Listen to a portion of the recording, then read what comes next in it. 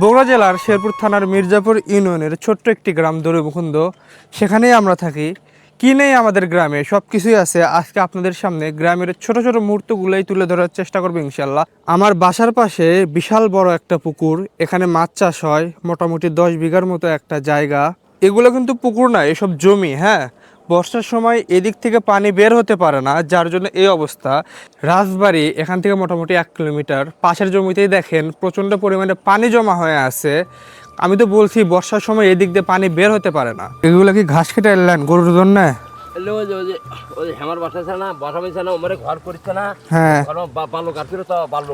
গ্রামের পথে হাঁটতে হাঁটতে দেখলাম একজন ভাই ব্যাগে করে ভাত নিয়ে যাচ্ছেন। গ্রামের মানুষের জীবনটা আসলেই এমনই। সকাল হলেই যার যার কাজের উদ্দেশ্যে বেরিয়ে পড়া, সারাদিন পরিশ্রম, আর সেই পরিশ্রমের উপরে নির্ভর করে তাদের পরিবারের সংসার। হাঁটতে হাঁটতে চলে এলাম এই জায়গায়। এটা হচ্ছে এসআইডিপি এর একটা অফিস। এখান থেকে এলাকার হতদরিদ্র ও অসহায় মানুষদের বিভিন্নভাবে সহযোগিতা করা হয়। এখান থেকে প্রয়োজন অনুযায়ী দরিদ্র মানুষদের লোন দেওয়ার ব্যবস্থা রয়েছে, যাতে তারা নিজেরা কিছু একটা করে জীবিকা চালাতে পারেন। গ্রামে থেকে কেমন উপভোগ করো? শাহাদত কই যাও? কই যাও? ডিউটিতে। ডিউটি না? তবে গ্রামের মানুষদের একটা বড় সমস্যা হচ্ছে এই রাস্তা। বিশেষ করে বর্ষাকালে পানি আর কাদায় রাস্তার অবস্থা একেবারেই খারাপ হয়ে যায়। এই কাদা রাস্তা দিয়ে প্রতিদিন চলাচল করা সত্যিই অনেক কষ্টের। এই চাচাকে দেখুন মাছ বিক্রি করে এখন বাড়ির দিকে ফিরছেন।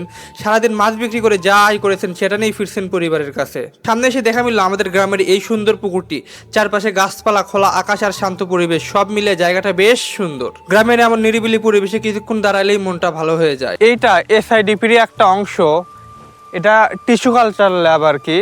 এখানে চুরি হয়েছিল, তারপর থেকে এটা বন্ধ হয়ে গেছে।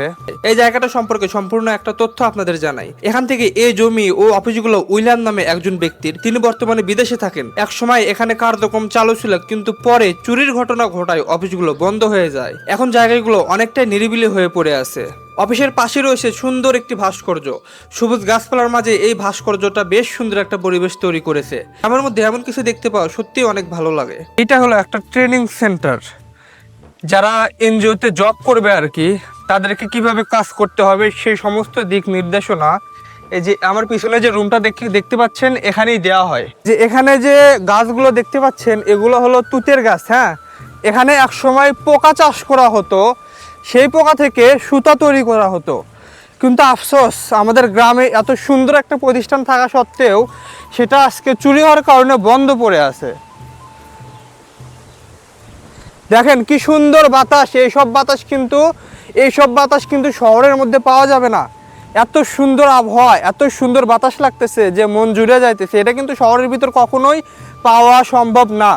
এই যে বিশাল জমিগুলো দেখছেন, বর্ষার সময় এগুলোর বেশিরভাগই পানিতে ডুবে থাকে, তাই এখানে ঠিক মতো কোনো আবাদই করা সম্ভব হয় না। পানি নেমে যাওয়ার পর আবার জমিগুলোতে চাষাবাদ শুরু হয়। তবে অন্য পাশে দেখুন, কয়েকজন মানুষ জমিতে ধান লাগানোর কাজে ব্যস্ত। কাদা আর পানির মধ্যে ঘন্টার পর ঘন্টা পরিশ্রম করে তারা ধানের চারা রোপণ করছেন। এই দৃশ্যগুলো আসলে গ্রামের প্রকৃত জীবন, মাটির সঙ্গে মানুষের এক গভীর সম্পর্ক।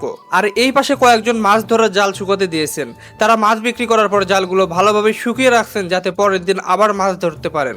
জানতে পারলাম এক একটি জাল কিনতে প্রায় 5,000 টাকার মতো খরচ হয়, আর প্রতিদিন মাছ বিক্রি হয় প্রায় 1,500 টাকা থেকে 2,000 টাকা পর্যন্ত আয় হয়।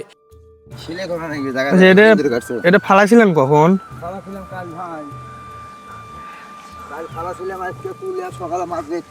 ও, একবার মাছ বেচছেন? একবার বিক্রি হবে, এখন আবার শুকাবে দিলাম।